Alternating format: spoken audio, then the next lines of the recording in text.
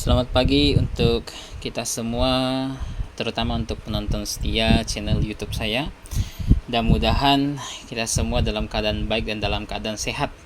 Bapak Ibu, saudara-saudari sekalian, hari ini seperti banyak minggu-minggu yang lalu, kita akan belajar Alkitab. Dan pembelajaran pada minggu hari ini pun adalah pembelajaran yang penting, sama seperti banyak minggu yang lalu, dan patut untuk dipelajari dan direnungkan dengan baik. Dan sebelum kita belajar, kita akan berdoa terlebih dahulu, memohon bimbingan dari Allah kepada kita semua. Mari kita berdoa. Bapa di sorga, terima kasih atas berkat kasih-Mu. Engkau telah memberikan kami firman-Mu yang terpelihara tanpa salah. Dan pada hari ini kami mempelajari firman-Mu tersebut. Kiranya Engkau karuniakan hikmat agar kami dapat memahami dengan baik firman-Mu dan dari hari ke hari semakin dewasa di dalam iman ketika mempelajarinya. Terima kasih Bapa di sorga, hanya di dalam nama Tuhan kami Yesus Kristus kami sudah berdoa dan mengucap syukur. Amin. Seperti yang sudah kita pelajari minggu lalu, kalau Bapak Ibu saudara-saudari masih ingat, kita belajar tentang bahasa lidah. Dan kita sudah lihat bahwa bahasa lidah adalah karunia yang sudah berhenti. Itu kita sudah pelajari minggu lalu. Dan barang siapa yang mungkin baru melihat channel YouTube ini mungkin bisa mengecek video di minggu lalu. Kita sudah bahas bahwa bahasa lidah adalah karunia yang sudah berhenti ketika proses pewahyuan selesai, yaitu ketika Alkitab firman Tuhan 66 kitab selesai dituliskan dan pada waktu itulah bahasa lidah sudah tidak terjadi hingga sampai saat ini. Bahkan sudah kita pelajari minggu lalu, kita sudah pelajari dan terindikasi bahwa bahasa lidah bahkan berhenti lebih dulu dibandingkan karunia-karunia yang lain seperti bernubuat, seperti berkata-kata dengan pengetahuan. Dia berhenti lebih dulu, begitu. Dia berhenti lebih dulu, bahkan jauh sebelum Alkitab selesai terkanonkan, selesai tertuliskan, bahasa lidah mungkin sudah berhenti, begitu. Jadi pada era sekarang ya bahasa lidah sudah tidak ada lagi, begitu. Puncaknya adalah ketika kitab terakhir ditulis, ya, di situ semua karunia yang berkaitan dengan proses pewahyuan berhenti. Nah, kalau begitu maka gereja-gereja zaman sekarang yang mempraktikkan berbahasa lidah atau yang mereka sebut bahasa roh tentu melakukan sebuah kesalahan besar. Dan bukan hanya bahasa lidah atau bahasa roh, bahkan mempraktikkan karunia-karunia yang berkaitan dengan proses pewahyuan tentu melakukan kesalahan yang besar, begitu. Dan kita akan lihat kesalahan-kesalahan tersebut, begitu. Kita akan lihat kesalahan-kesalahan tersebut, bagaimana praktek mereka akan kita bandingkan dengan praktek jemaat abad pertama ketika bahasa lidah masih ada, begitu. Ketika bahasa lidah masih ada, bahasa lidah masih Tuhan berikan kepada mereka. Kita akan lihat praktek bahasa lidah masa itu ketika abad pertama dan masa sekarang, begitu. Dan seperti yang sudah kita ketahui bahwa pada masa sekarang bahasa lidah sudah berhenti. Maka jika dipaksakan bahasa lidah tetap ada dan dipraktekkan, tentu prakteknya otomatis akan bertentangan dengan praktek abad pertama, begitu. Karena kalau bahasa lidah sudah berhenti, berarti bahasa lidah zaman sekarang tentu bukan diberikan oleh Tuhan. Nah, kita akan lihat praktek bahasa lidah, aturan-aturan berbahasa lidah pada masa itu ketika abad pertama, ketika bahasa lidah masih ada, dan kita akan kontraskan dengan praktek banyak gereja zaman sekarang yang berbahasa lidah atau yang mereka sebut berbahasa roh. Nah, ada beberapa aturan mengenai berbahasa lidah, begitu. Ada beberapa aturan mengenai berbahasa lidah dan kebanyakan aturan tersebut tertuang dalam 1 Korintus pasal 12 hingga pasal 14, begitu. Karena seperti yang sudah kita pelajari minggu lalu, Paulus menghabiskan pasal 12-14 dari surat Korintus yang pertama hanya untuk membereskan perkara karunia pewahyuan yang terjadi di dalam jemaat Korintus, begitu. Jadi kita akan lihat beberapa aturan dari berbahasa lidah dan kita kontraskan dengan gereja zaman sekarang. Aturan yang pertama, di sini saya sudah buka ayatnya. Bapak Ibu, saudara-saudari bisa melihat di 1 Korintus pasal 12. Di 1 Korintus pasal 12, mungkin kita lihat di ayat yang ke-7. 1 Korintus pasal 12 ayat yang ke-7. Dikatakan begini, tetapi kepada tiap-tiap orang dikaruniakan penyataan roh untuk kepentingan bersama. Nah, ini aturan yang pertama. bahwa setiap karunia itu berguna untuk kepentingan bersama, dan aturan ini diulang-ulang Paulus bahkan di pasal 14 begitu, bahwa karunia itu berguna untuk kepentingan bersama begitu. Tidak terluput karunia berbahasa lidah yang mereka sebut sebagai bahasa roh pada zaman sekarang. Ya, seperti yang sudah kita pelajari minggu lalu, istilah bahasa roh istilah yang kurang tepat ya begitu. Jadi bahasa lidah adalah karunia yang dipakai untuk kepentingan bersama. Jadi pada waktu itu di zaman abad pertama, ketika seseorang berbahasa lidah, Tuhan berikan itu kepada jemaat, itu berguna untuk membangun jemaat. Perhatikan, berguna untuk membangun jemaat, berguna untuk kepentingan bersama, bukan membangun diri sendiri. Begitu, bukan membangun diri sendiri. Tujuan utama karunia rohani adalah untuk kepentingan bersama. Jadi sangat aneh jikalau ada karunia-karunia yang Tuhan berikan itu menentang aturan yang mendasar ini, karena Tuhan yang kasih aturan ini. Nah, pada zaman sekarang mungkin Bapak Ibu beberapa ada yang tahu, mungkin ada beberapa yang tidak tahu, ada sebagian gereja karismatik yang menganggap bahwa bahasa lidah atau bahasa roh yang mereka sebut itu adalah karunia untuk kepentingan diri sendiri. Bahkan sebagian dari mereka beranggapan bahwa berbahasa lidah atau berbahasa roh yang mereka sebut demikian, itu mereka gunakan untuk renungan pribadi, mereka gunakan untuk doa pribadi begitu. Mereka beranggapan kalau berdoa dengan menggunakan bahasa roh yang mereka sebut begitu, itu lebih intim hubungannya dengan Tuhan begitu. Atau merenung dengan bahasa roh yang mereka sebut yang sebenarnya bahasa lidah begitu, dengan menggunakan merenung dengan menggunakan bahasa lidah atau bahasa roh itu memiliki hubungan yang lebih intim dengan Tuhan. Tapi anggapan-anggapan tersebut menentang aturan dasar ini, bahwa karunia ini berguna untuk kepentingan bersama, berguna untuk kepentingan jemaat begitu. Walaupun kalau kita lihat di 1 Korintus pasal 14 ya, ayat 4, ini walaupun ada satu ayat yang kelihatannya bertentangan dengan aturan dasar tersebut, tetapi ini patut untuk kita pelajari begitu. Coba kita lihat di 1 Korintus 14:4, karena seperti yang saya katakan, aturan mendasar adalah untuk kepentingan bersama. Sebagian gereja menganggap bisa untuk renungan pribadi dan suka mengutip bagian ini begitu. 1 Korintus 14 ayat 4 dikatakan, siapa yang berkata-kata dengan bahasa roh, ia membangun dirinya sendiri. Wah, dengan cepat orang-orang pada zaman sekarang yang berkata bahwa bahasa lidah dapat digunakan untuk renungan pribadi, untuk doa pribadi, berkata, lihat di ayat 4 dalam 1 Korintus 14 dikatakan itu berguna untuk membangun dirinya sendiri begitu. Tetapi seperti yang saya katakan, aturan Tuhan tentu tidak mungkin saling bertentangan.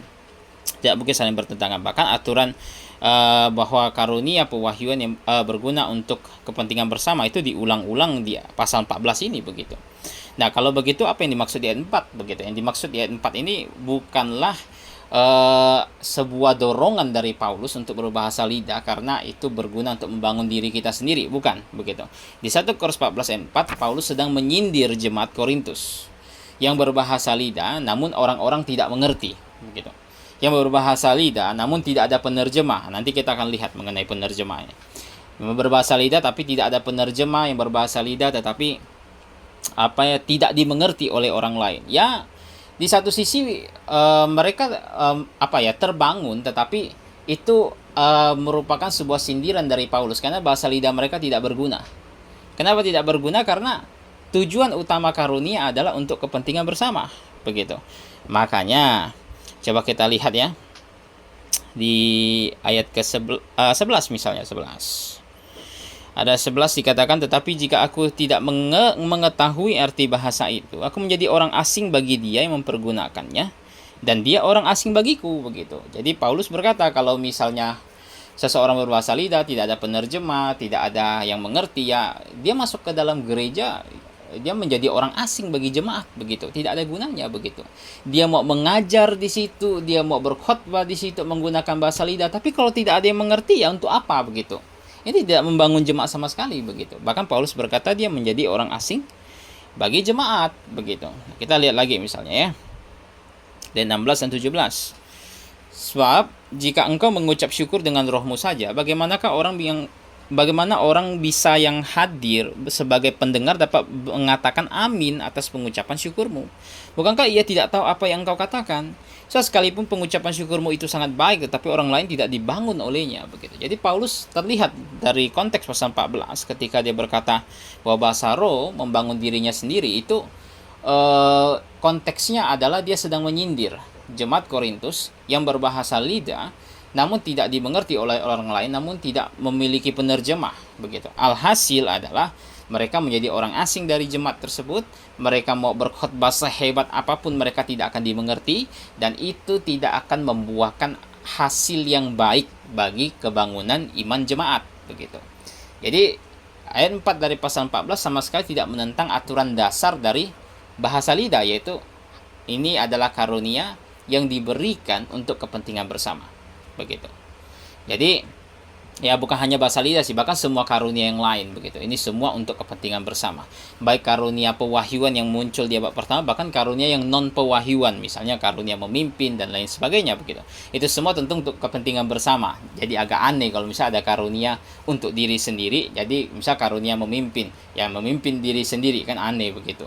Jadi ini aturan dasar yang pertama, dan banyak gereja yang mempraktikkan bahasa lidah. Sebagian besar dari mereka beranggapan bahwa kalau berdoa dengan bahasa lidah atau merenungkan firman Tuhan dengan bahasa lidah itu adalah tindakan yang menentang aturan dasar ini, begitu. Ya wajar sih kalau menentang, karena bahasa lidah sudah tidak ada, sudah berhenti, tapi dipaksakan ada, begitu. Anda bisa bayangkan jikalau sesuatu itu semua sudah tidak ada, itu semua sudah tidak eksis, begitu, tetapi dipaksakan ada, tentu akan terjadi perubahan-perubahan praktek, begitu, dari saat dia memang ada, begitu, dengan saat dia sudah tidak ada, begitu. Ketika dipaksakan ada, tentu ada perubahan-perubahan praktek, begitu. Itu sangat wajar, begitu, karena praktek bahasa lidah zaman sekarang itu tidak berasal dari Tuhan. Jadi wajar menentang aturan dasar ini.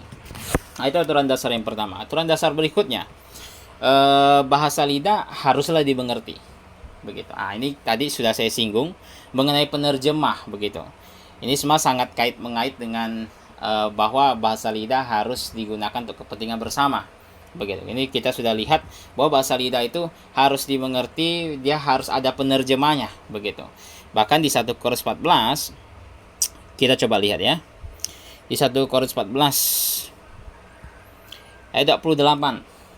Ayat 28 akan saya bacakan, dikatakan, jika tidak ada orang yang dapat menafsirkannya, hendaklah mereka berdiam diri, begitu. Ini ayat 28 ini berbicara mengenai apa? Ayat 28 ini kalau kita lihat di ayat 26 dan 27 ini berbicara tentang berbahasa lidah.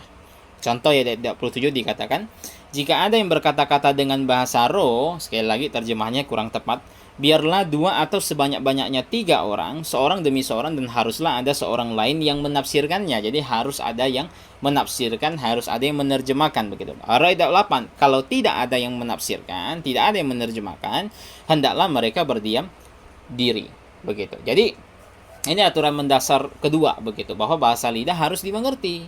Jikalau bahasa lidah tidak dapat dimengerti, orang yang punya karunia tersebut harus berdiam diri, begitu. Bahkan di dalam 1 Korintus diharuskan bagi mereka untuk berdoa, semoga ada orang yang mendapatkan karunia untuk menafsirkan atau untuk menerjemahkan bahasa lidah ini, supaya bahasa lidah berguna atau bermanfaat bagi mereka yang mendengar.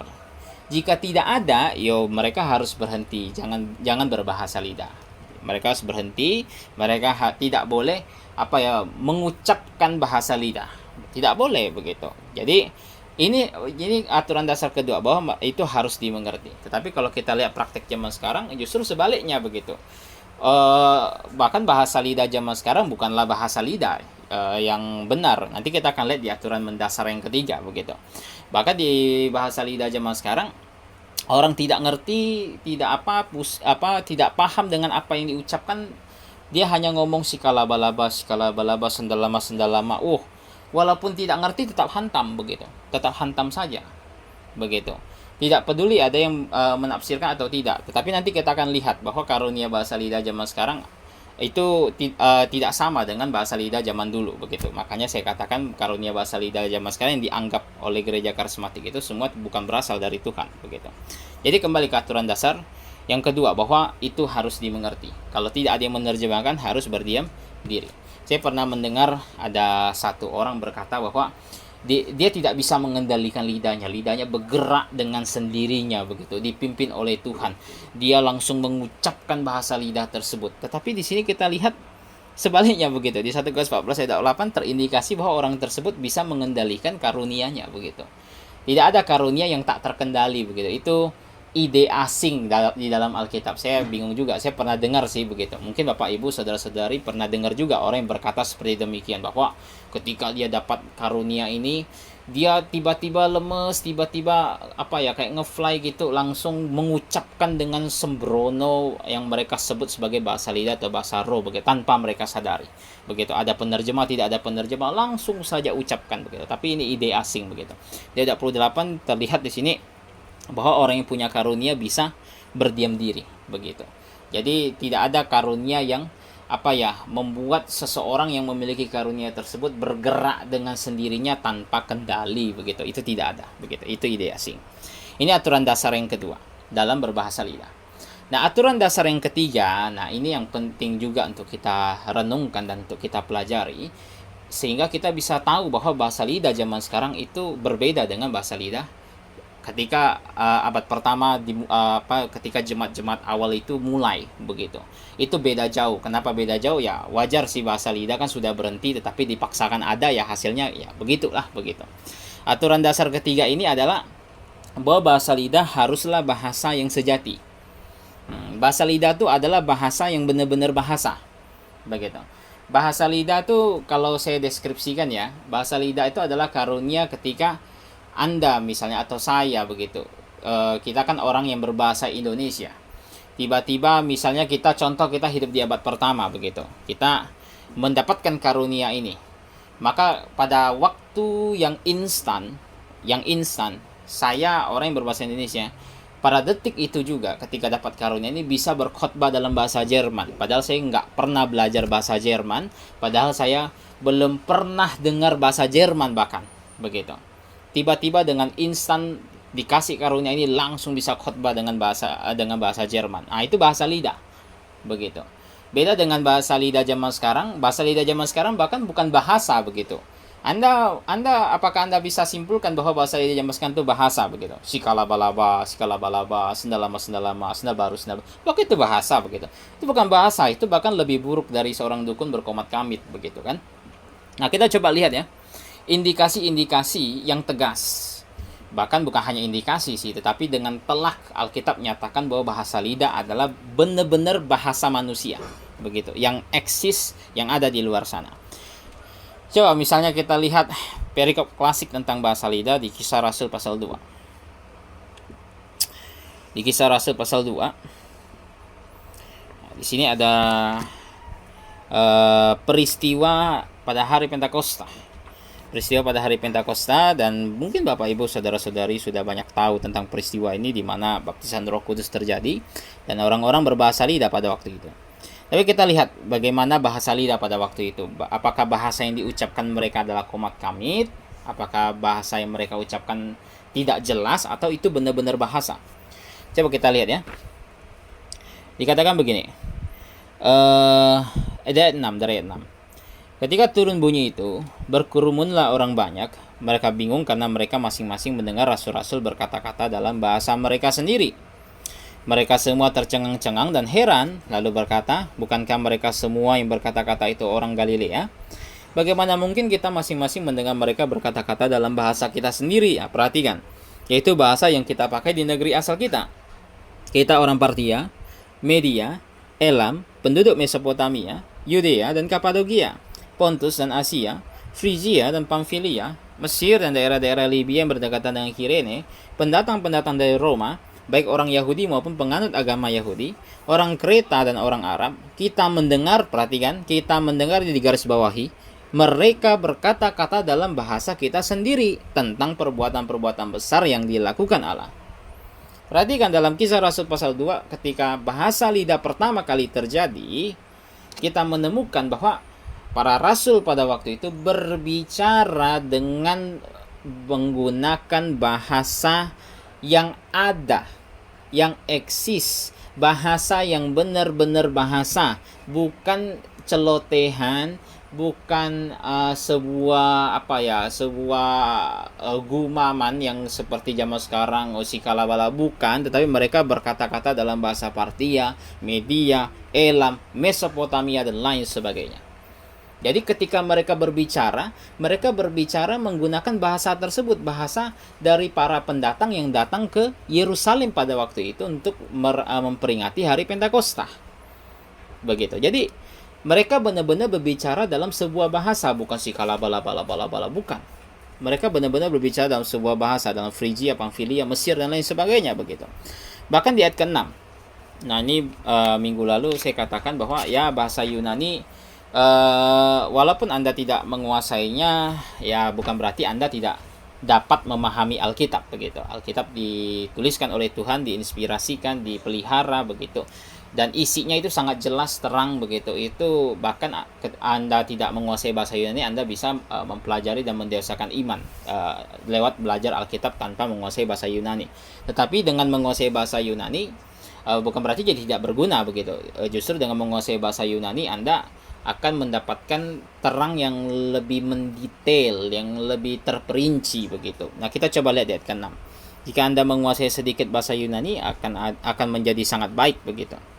Akan menjadi sangat baik dalam pembelajaran kita, begitu.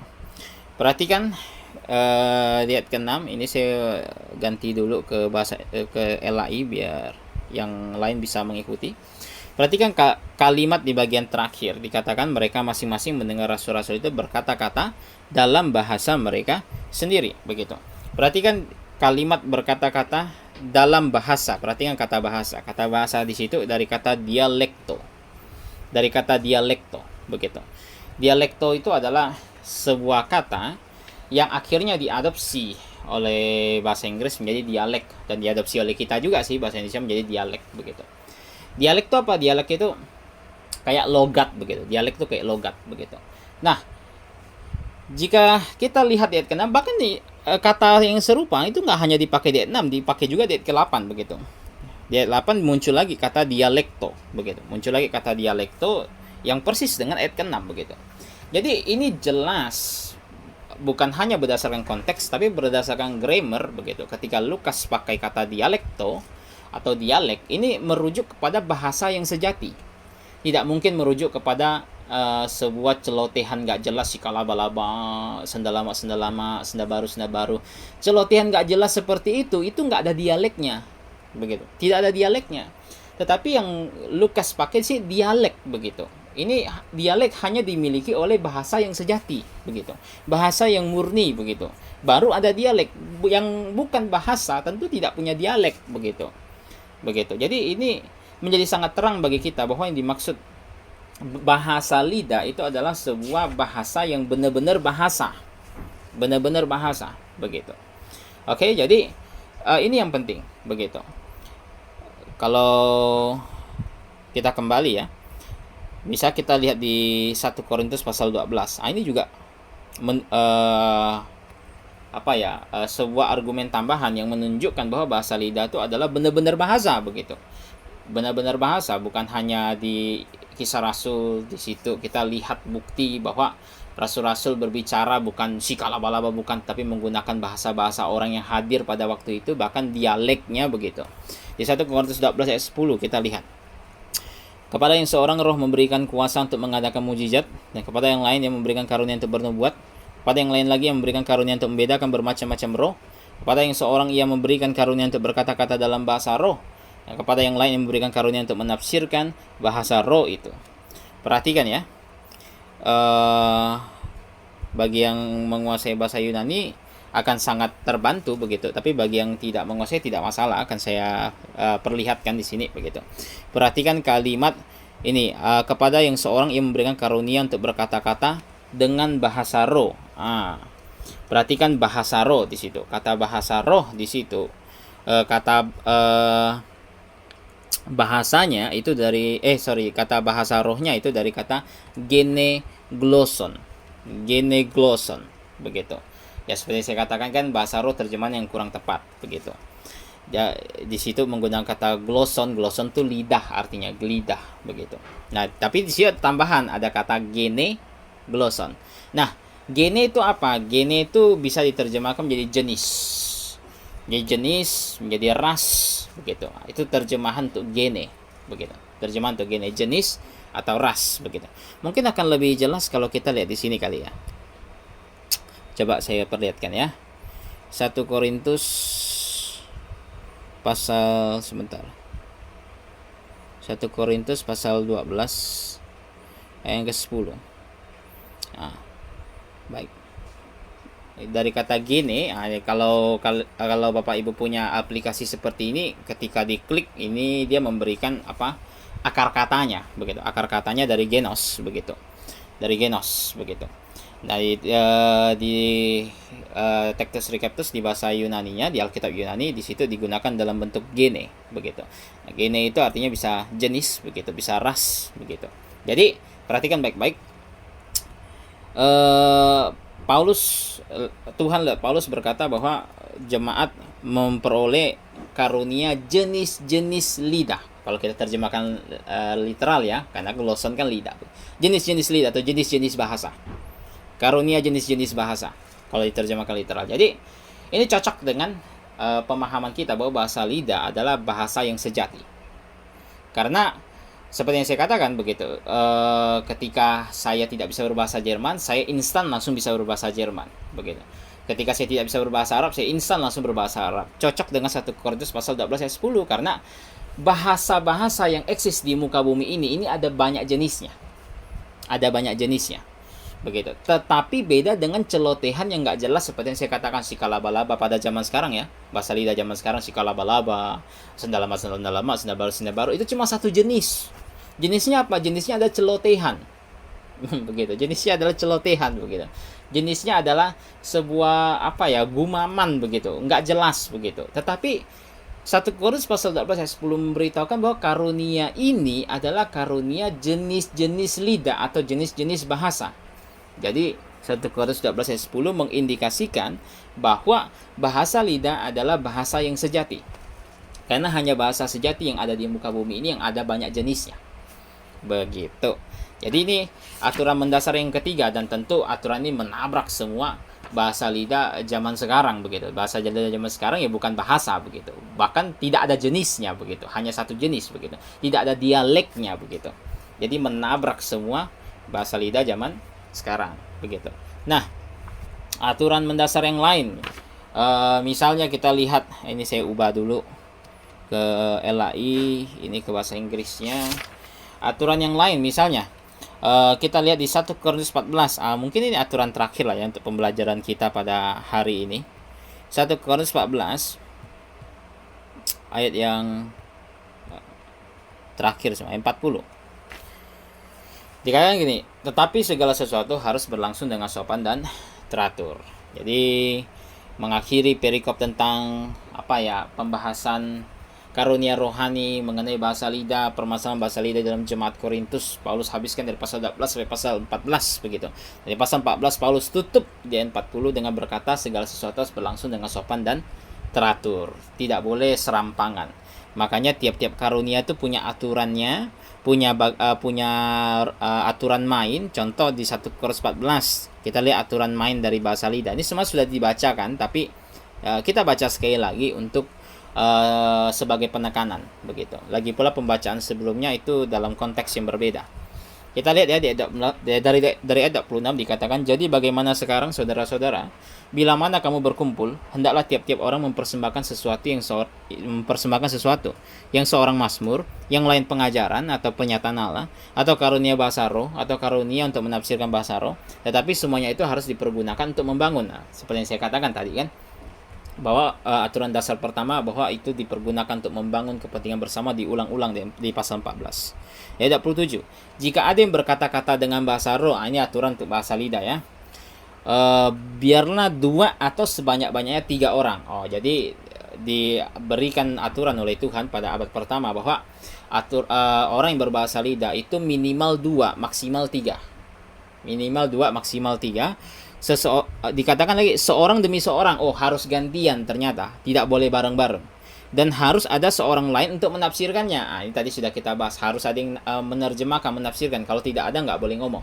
Begitu. Jadi perhatikan, 2 minimal, 3 maksimal, harus ganti-gantian. Anda bisa bandingkan dengan banyak gereja karismatik di luar sana. Ini menabrak semua praktek bahasa lidah zaman sekarang. Bahasa lidah zaman sekarang kita nggak usah masuk deh ke gereja, kita buka YouTube saja tentang bahasa lidah, begitu. Kita bisa lihat bagaimana sebuah gereja di mana pemimpinnya mengundang semua jemaatnya untuk berbahasa lidah bersama-sama. Itu bukan 2 atau 3 orang lagi begitu, tetapi bisa ratusan sampai ribuan orang, bahkan bersama-sama, tidak saling bergantian begitu. Sedangkan Tuhan memberi aturan 2 maksimal 3 begitu, dan harus saling bergantian. Dan harus ada yang menerjemahkan begitu. Tidak boleh yang tidak ada penerjemah diam, tidak boleh berbicara begitu. Jadi kita bisa lihat aturan ini menabrak semua praktek bahasa lidah zaman sekarang. Baik. Jadi hari ini kita lihat paling tidak, kalau tidak salah saya, kita pelajari 4 aturan begitu. 4 aturan dalam berbahasa lidah di abad pertama ketika bahasa lidah masih berlangsung. Dan 4 aturan ini menabrak semua praktek bahasa lidah era ini. Begitu. Ya wajar sih ditabrak, karena praktek bahasa lidah era ini kan bukan berasal dari Tuhan. Kalau berasal dari Tuhan, tentu praktek bahasa lidah era ini, zaman ini, akan sinkron, akan cocok dengan aturan yang ada. Tetapi karena ini adalah praktek yang sudah berhenti sebenarnya, tetapi dipraktekkan lagi, tentu akan menabrak semua aturan yang ada. Begitu.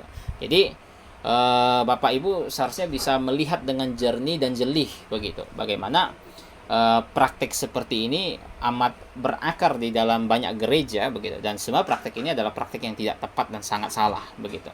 Jadi sekiranya lah pembelajaran pada hari ini, iman kita semakin bertumbuh, kita bisa membedakan mana benar mana salah, mana hitam mana putih begitu, dan kita bisa mempraktekkan praktek yang benar di hadapan Tuhan begitu, praktek menyembah yang benar di hadapan Tuhan, tentu bukan dengan berbahasa lidah begitu. Kita bisa hidup saleh, kita bisa hidup benar di masa-masa akhir ini. Perlu diingat bahwa angin pengajaran sesat sangat kuat pada zaman sekarang.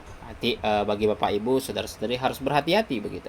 Jangan sampai tersesatkan, bahkan terhanyutkan oleh angin pengajaran sesat.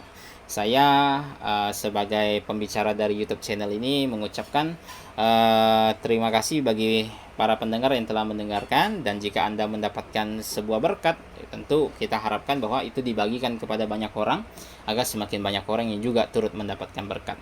Saya pamit undur diri, saya ucapkan Maranatha.